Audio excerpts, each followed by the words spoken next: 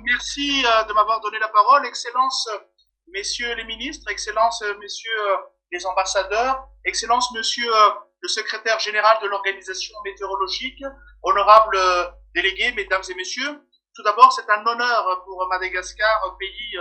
qui est malheureusement trop frappé par les aléas climatiques, de pouvoir partager ses points de vue et les attentes du gouvernement de Madagascar vis-à-vis de l'initiative mondiale sur les alertes précoces pour tous. Et je tiens à transmettre les remerciements du gouvernement pour cette invitation de Madagascar à ce dialogue de haut niveau. Au nom du président de la République de Madagascar, son Excellence Monsieur Anne Radzouel, j'adresse mes remerciements et surtout mes félicitations à son Excellence Monsieur Antonio Guterres, secrétaire général des Nations Unies, pour avoir lancé l'initiative Alerte précoce pour tous, ayant pour objectif de demander que chaque personne sur cette terre soit protégée et particulièrement par les systèmes d'alerte d'ici 5 ans. Nos profondes reconnaissances et remerciements aussi à l'équipe dirigée par l'Organisation météorologique mondiale et son secrétaire général, son Excellence le professeur Petteri Talas, pour avoir élaboré et mis à disposition de la communauté internationale le plan d'action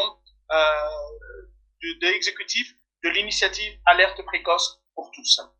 Madagascar, effectivement, est trop souvent frappé par les aléas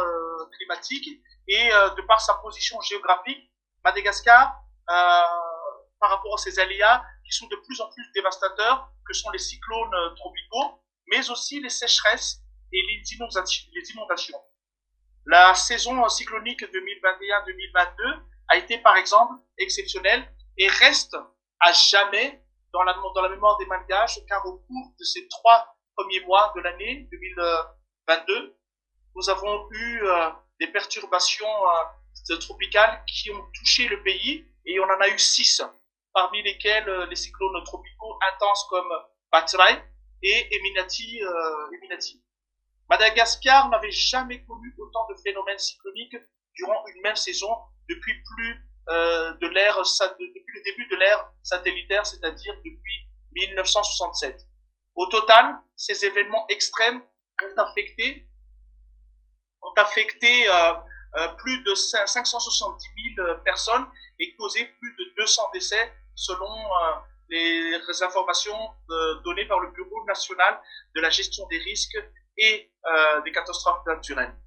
En cette année 2023, le cyclone tropical Freddy restera aussi dans la mémoire et dans les annales cycloniques du sud-ouest de l'océan Indien, de par sa longévité et de son va-et-vient sur l'île que nous avons connue. Et puis après, mais le bilan heureusement humain a été moins lourd comparé à Batray et à Menati. Les dégâts sur les infrastructures et les pertes économiques suite à ces intempéries sont cependant énormes et constituent une entrave majeure aux efforts de développement qui ont été initiés depuis plusieurs années.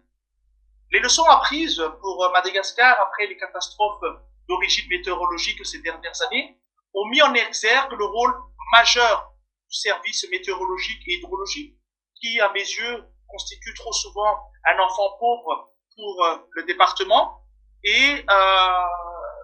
dans son rôle également donc, dans la chaîne de valeur d'un système d'alerte précoce par la diffusion de prévisions de trajectoires cycloniques,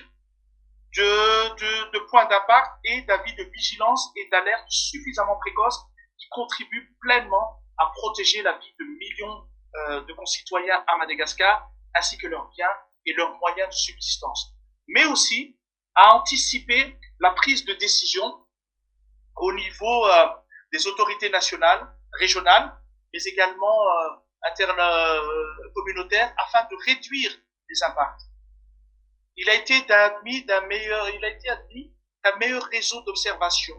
météorologique nationale et un système de collecte de données nationales et internationales rapides, un système de prévision aux normes garantissant la qualité et la précision, et un système de communication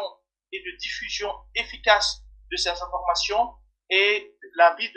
d'alerte météorologique permettrait d'améliorer la prise de décision précoce et les activités de réponse.